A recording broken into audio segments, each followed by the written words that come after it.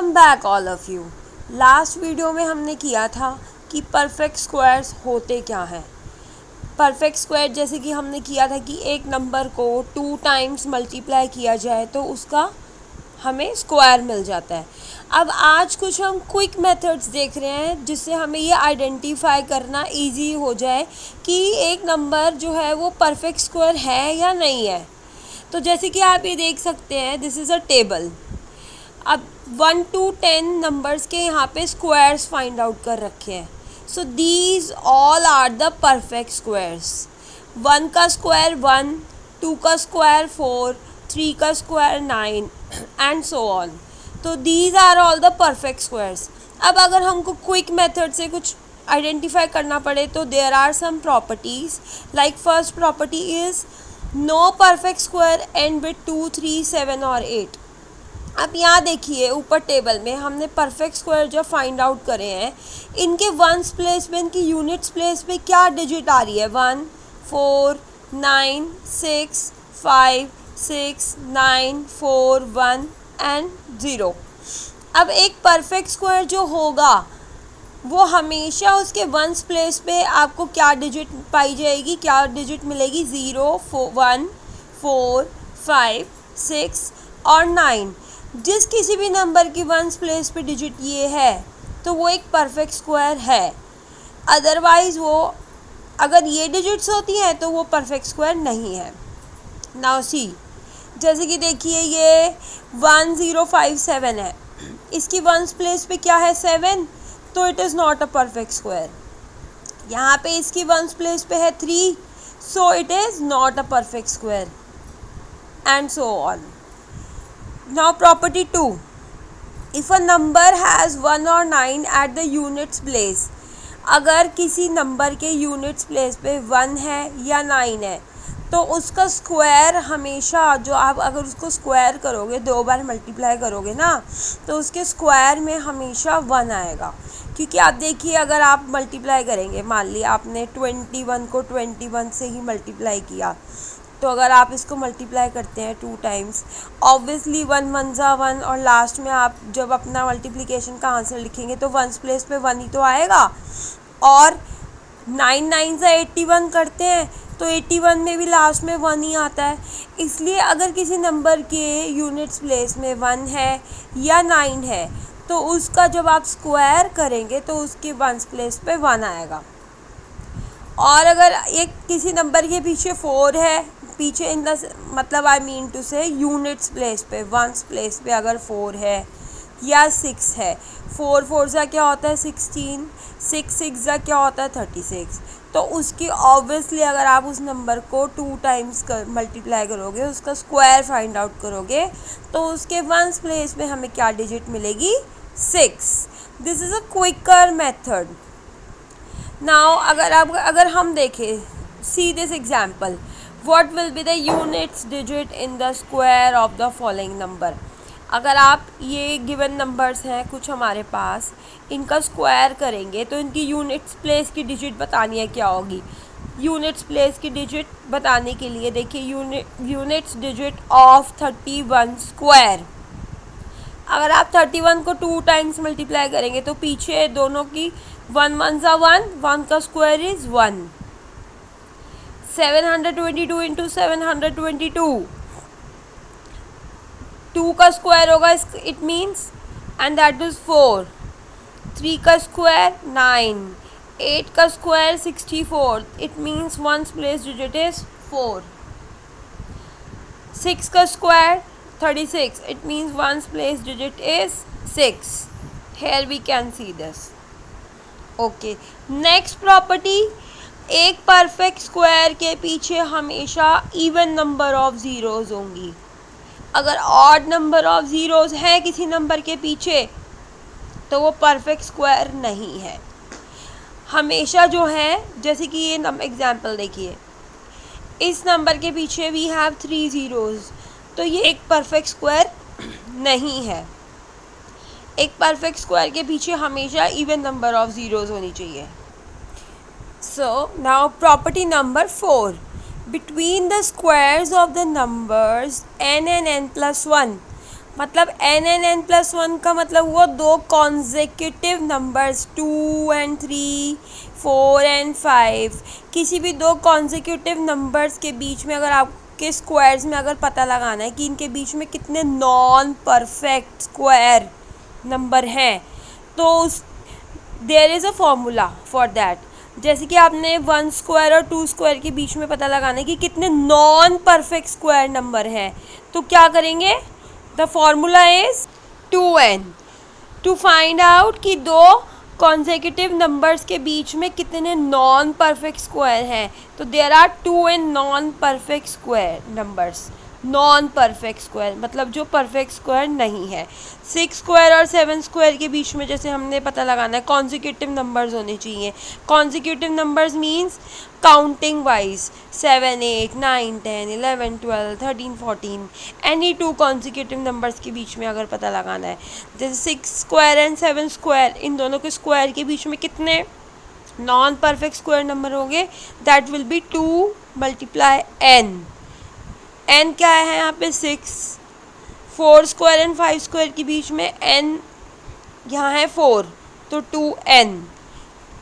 2 4 ज़ा 8। 4 स्क्वायर और 5 स्क्वायर के बीच में 8 नॉन परफेक्ट स्क्वायर नंबर है।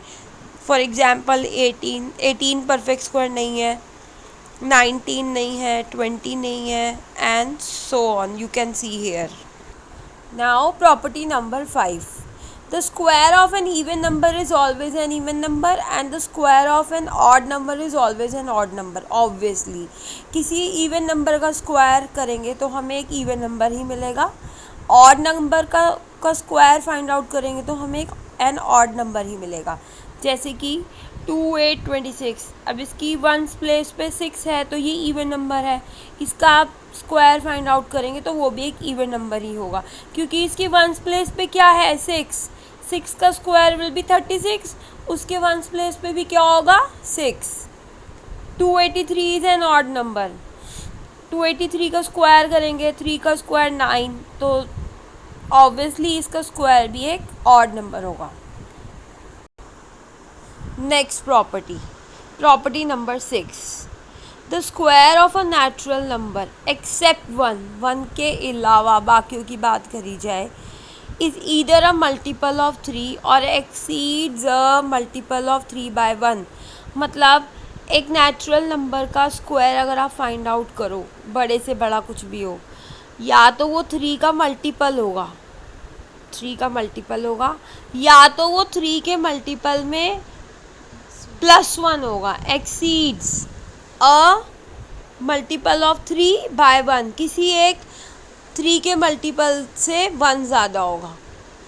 Next, the square of a natural number, किसी नेचुरल नंबर का स्क्वायर 4 का मल्टीपल भी हो सकता है और 4 के मल्टीपल से 1 ज़्यादा भी हो सकता है।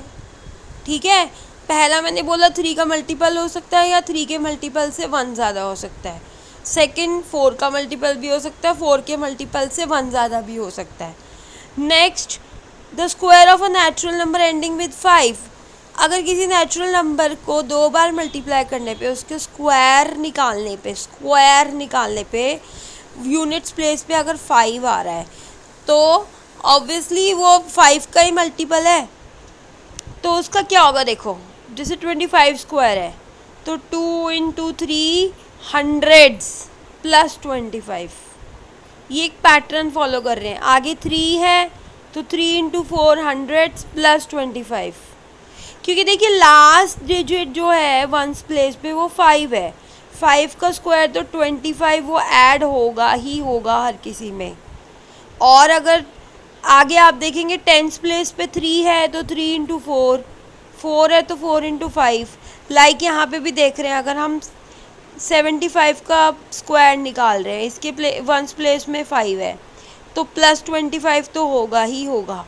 और अगर टेंस प्लेस पे 7 है तो 7 × 8 हंड्रेड्स, 9 है 9 × 10 हंड्रेड्स, 10 है तो 10 × 11, 1 ज़्यादा से मल्टीप्लाई करके hundreds + 25।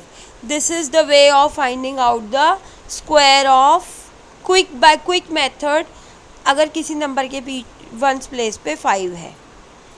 Next property 8, the sum of the first n odd natural number is n square.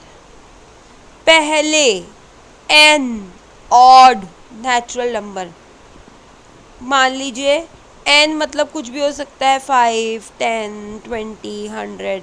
पहले एन ऑड नेचुरल नंबर का अगर आपको सम निकालना है, that will be directly n square. First odd number 1 है तो 1 का स्क्वायर 1, सम आ गया 1।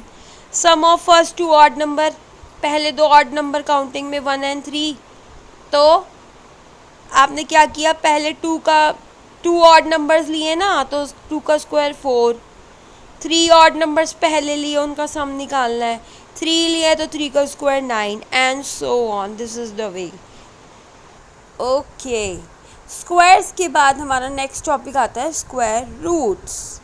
स्क्वायर रूट्स, स्क्वायर निकालना तो मतलब वेरी इजी, किसी एक नंबर को 2 बार मल्टीप्लाई किया और हमें उसका स्क्वायर मिल गया। अब स्क्वायर रूट क्या होता है? See, the square root of a number x is that number which when multiplied by itself give x as the product. We denote the square root of x by this is the sign of square root। मतलब कि हमें जैसे square root, obviously हम square numbers perfect squares का ही find out करते हैं mostly. Perfect squares जैसे 25 is a perfect square. हाँ, अगर हम दूसरे नंबर्स लें तो वो मैं आगे आपको बताऊंगी उसमें क्या होता है। जैसे स्क्वायर रूट अभी मैं आपको सिर्फ परफेक्ट स्क्वायर का ही बता रही हूँ। जैसे 25 एक परफेक्ट स्क्वायर है, इसका अगर आपको स्क्वायर रूट फाइंड आउट करना है तो it will be written like this is the sign of square root 25। अभी 25 का स्क्वायर रूट 5 कैसे आया? देखिए, जब हमने 25 का प्राइम फैक्टराइजेशन किया तो it will be written as 5 × 5।